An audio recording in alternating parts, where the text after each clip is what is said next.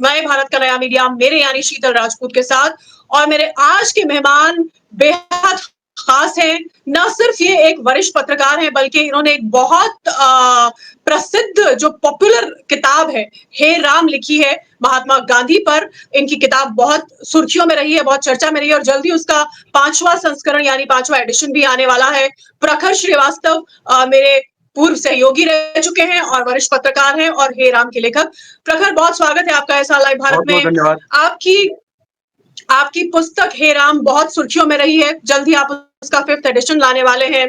तो इस किताब में बहुत सारे आपने खुलासे किए हैं, बहुत सारी ऐसी बातें आप लोगों के सामने, रीडर्स के सामने लाए हैं जो पहले लोगों को नहीं मालूम थी। सबसे ज्यादा स्ट्राइकिंग जो मुझे इसमें पॉइंट लगी और मैं चाहूंगी कि आप हमारे दर्शकों को उसको और बढ़ाकर इलैबोरेट करके बताएं, वो ये कि आपने 75 वजह बताई है कि महात्मा गांधी को बचाया जा सकता था, उनको सुरक्षा सरकार ने उस वक्त की या पुलिस ने पर्याप्त नहीं दी। ऐसे लूपहोल्स आपने रिसर्च करके निकाले हैं जिससे यह साबित होता है कि महात्मा गांधी को बचाया जा सकता था, लेकिन उनकी सुरक्षा में चूक की गई। ये हमारे दर्शकों को खुलकर बताइए। देखिए, ये जो 75 चूक है जो मैं अपनी बुक में लिखी है शीतल जी, अगर मैं इसको और बढ़ाना चाहता तो ये संख्या जो है वो 500 और 1000 तक पहुंच सकती थी। मतलब 500 और 1000 से ज्यादा गलतियां पुलिस ने की। मैंने तो सिर्फ 75 गलतियां लिखी, क्योंकि अगर मैं लिखता जाता तो किताब की पेजों की संख्या बढ़ती जाती। मतलब इतनी लापरवाही गांधी जी की हत्या, गांधी जी का जीवन बचाने के लिए इतनी लापरवाही ना केवल पुलिस ने, दिल्ली पुलिस ने, मुंबई की पुलिस ने, पूना की पुलिस ने, अहमदनगर की पुलिस ने, उस समय की आईबी ने, उस समय की भारत सरकार ने, उस समय के गृह मंत्रालय ने इस तरह से चूक करी है जो एक आम आदमी का जीवन बचाने में भी जो गलतियां नहीं करते हैं, वो गलतियां देश के राष्ट्रपिता कहे जाने वाले महात्मा गांधी के जीवन को बचाने के लिए नहीं की गई। देखिए, बहुत ही मैं संक्षेप में आपको बताने की कोशिश करता हूं कि गांधी पर हम लोग ये जानते हैं कि 30 जनवरी की शाम को 5:17 पर नाथूराम गोडसे ने 3 गोलियां चलाई और गांधी जी की मृत्यु हो गई। लेकिन ये अधूरा सच है। गांधी जी पर गोडसे और उसके साथियों ने पहला हमला 20 जनवरी 1948 को किया था। यानी गांधी जी की मृत्यु से 10 दिन पहले गोडसे और उसके अन्य 6 साथियों ने बिरला भवन में आकर गांधी को मारने की कोशिश की थी। तो ये साथी कौन थे? एक नाथूराम गोडसे था जिसको फांसी हुई, एक नारायण आपटे था, उसको बाद में फांसी हुई। इसके अलावा दिगंबर बड़गे था, दिगंबर बड़गे का नौकर शंकर किशैया था। इसके अलावा विष्णु करकरे था, मदनलाल पावा था और नाथूराम गोडसे का छोटा भाई था जिसका नाम था गोपाल गोडसे। तो ये 7 लोग थे। ये 7 लोग हमला करने के लिए, गांधी की जान लेने के लिए 20 जनवरी 1948 को बिरला भवन आते हैं। तो इनका प्लान ये होता है कि मदनलाल पावा जो 20-21 साल का एक रिफ्यूजी था, वो एक बम फोड़ेगा। जैसे ही बम फूटेगा प्रार्थना सभा में तो भगदड़ मचेगी। तो उस आपाधापी में 2 लोग गांधी जी के सामने खड़े होंगे। एक व्यक्ति पीछे से रिवॉल्वर लेकर, एक खिड़की जो पीछे सर्वेंट क्वार्टर बने हुए बिरला भवन, आप भी आप जाएंगे, आज भी जाएंगे तो वहां भी सर्वेंट क्वार्टर बने हुए हैं, उसकी जाली से एक रिवॉल्वर लेकर खड़ा होगा। आगे से ग्रेनेड फेंकेंगे, आगे से भी गोलियां चलाएंगे, पीछे से भी गांधी पे गोलियां चलाएंगे और गांधी को खत्म कर देंगे। ये इनका शुरुआती पहला प्लान था 20 जनवरी 1948 को। लेकिन ये सब पहुंच तो जाते हैं। प्लान के मुताबिक मदनलाल पावा बम विस्फोट भी कर देता है, लेकिन जो भगदड़ मचनी होती है वो भगदड़ नहीं मचती। आप अभी भी यूट्यूब में जाएंगे तो गांधी जी का वो ऑडियो मौजूद है। दौड़कर आई तो वो भागा, जब मदनलाल पावा तो भागते भागते वो वापस उसी जगह पर पहुंच गया जहां उसने बम फोड़ा था। मतलब उसको पूरे बिरला भवन के रास्ते नहीं मालूम थे। तो वो एक महिला थी सुलोचना देवी करके, जो सर्वेंट क्वार्टर में रहती थी, उसने मदनलाल पावा को बम फोड़ते देख लिया था। तो उसने इशारा कर दिया कि ये आदमी है जिसने बम फोड़ा। तो पुलिस ने तत्काल मदनलाल पावा को दबोच लिया। अब जब मदनलाल पावा को दबोच लिया गया तो गांधी ने कहा उसी दिन शाम को कि जो एक लड़का पकड़ाया है वो एक रिफ्यूजी है, मुझे ऐसा मालूम पड़ा है, तो उसके साथ कोई पुलिस को बुरा व्यवहार नहीं करना चाहिए, उसके साथ हिंसा नहीं करना चाहिए पुलिस को। के बारे में उसने बता दिया कि मैं विष्णु करकरे के लिए काम करता हूं, ये अहमदनगर में हिंदू महासभा का नेता है और वहां का पार्षद है और उसके वहां पर होटल है। ठीक है, बाकी के बारे में भी हुई और थोड़ी बहुत इंफॉर्मेशन दे दी। अब ये तो 3 कैरेक्टर है, अब हम इसको बारी बारी से आते हैं। अब आप सोचिए कि एक अपराधी जिसने गांधी की जान लेने की कोशिश की है और वो पूरा प्लान बता देता है कि हम लोग मारने के लिए गांधी को यहाँ पे आए थे, और उसका जो हेड है, इसका जो इस पूरे ग्रुप का जो मास्टरमाइंड है, वो व्यक्ति अग्र पटेल थे और उन्हीं के विभाग के दोनों एक काम थे। कोई भी एक व्यक्ति जाके, और सबसे बड़ी बात, उस समय दिल्ली पुलिस का कमिश्नर जो थे संजीवनी, वो आईबी के भी चीफ थे। प्लेस का मरीना होटल, पकड़ उसको आराम से पकड़ सकते थे। इसके अलावा एक पत्र और मिलता है उस कमरे से, नाथूराम गोडसे कमरे से, वो मिलता है आशुतोष लहरी का, जो हिंदू महासभा के महासचिव थे।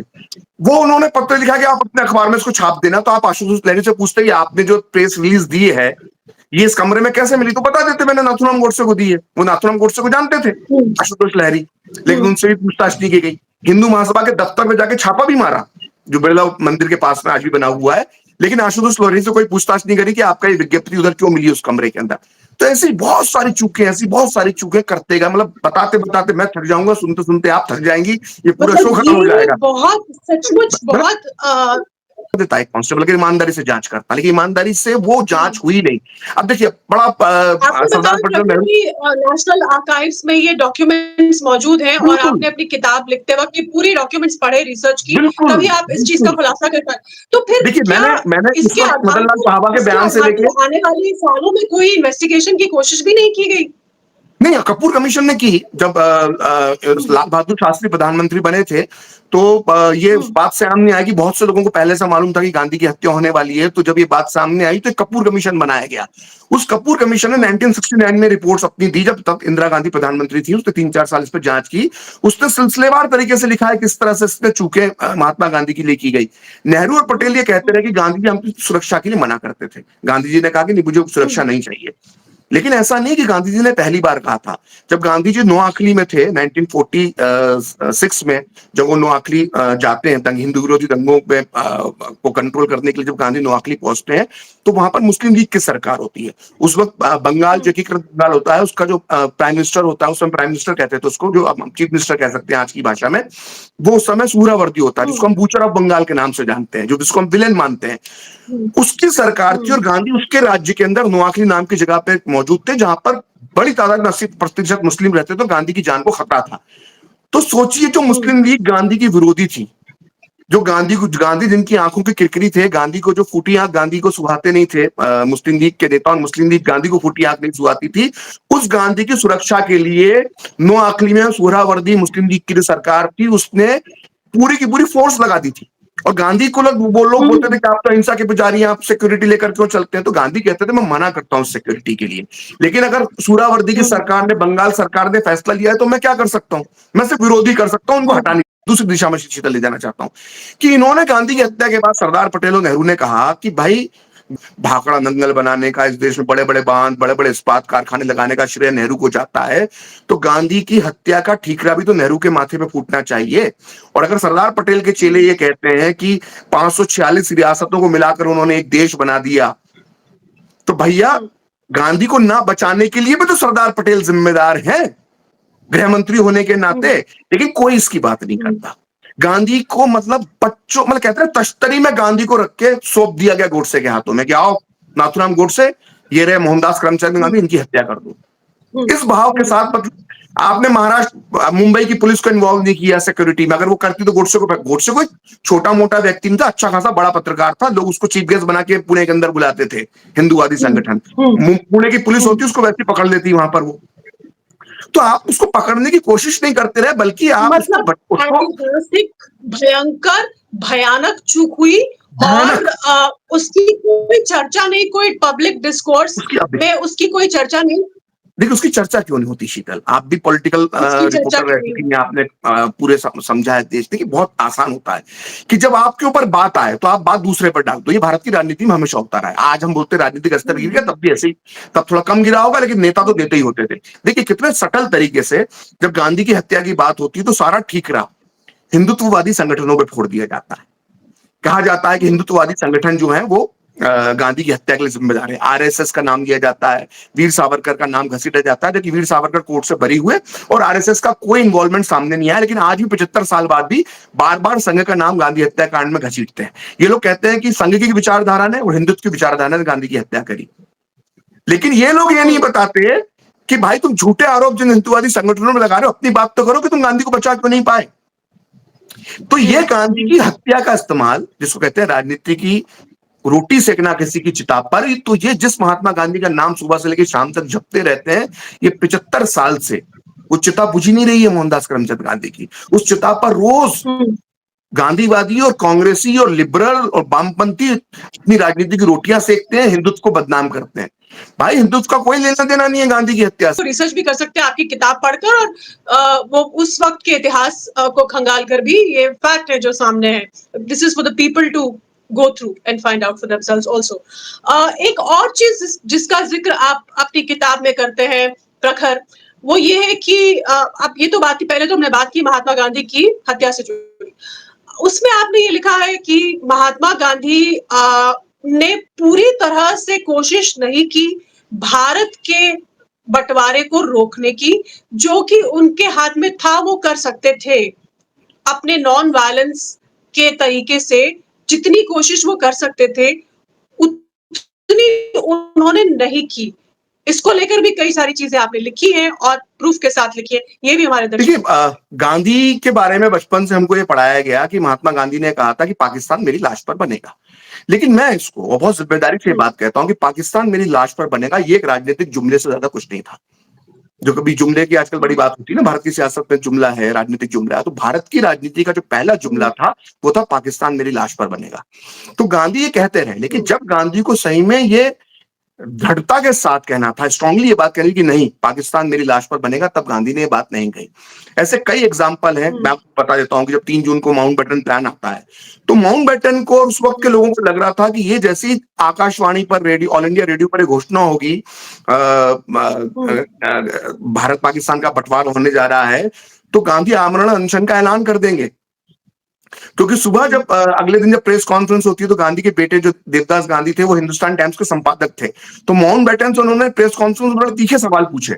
तो माउंटबेटन और उनका जो मीडिया एडवाइजर थे एलन जॉनसन कैंपबेल, उन्होंने लिखी अपनी बुक मिशन विद माउंटबेटन, उसके अंदर पूरा वर्णन करते हैं कि जब देवदास गांधी ने करारे सवाल पूछे गांधी के बेटे ने प्रेस कॉन्फ्रेंस में, तो माउंटबेटन को लगा कि अब गांधी आज शाम तक आमरण अनशन का ऐलान कर सकते हैं. तो वो गांधी से मिलने भी गए. अगर गांधी नहीं होते तो क्या जवाहरलाल नेहरू प्रधानमंत्री बन पाते? अगर गांधी नहीं होते तो क्या सरदार पटेल लौह पुरुष बन पाते? ये तो गांधी के चेले थे ना. तो जो चर्चिल की सरकार से टकरा गया, वो मोहनदास करमचंद गांधी अपने चेलों के सामने हार मान जाता. ये बात मुझे हजम नहीं होती है. अगर मान लीजिए गांधी कहते थे कि मेरी सुनता कौन है, तो ये बात गांधी के मुंह से शोभा नहीं देती है. गांधी की बात तो अंग्रेज सरकार भी नहीं सुनती थी, तब भी गांधी अनशन करते थे ना. अपने 2 चेलों के खिलाफ अनशन करते हुए, नहीं मैं नहीं होने दूंगा बंटवारा, मैं अनशन करता हूं. तो गांधी ने कोई अनशन नहीं किया.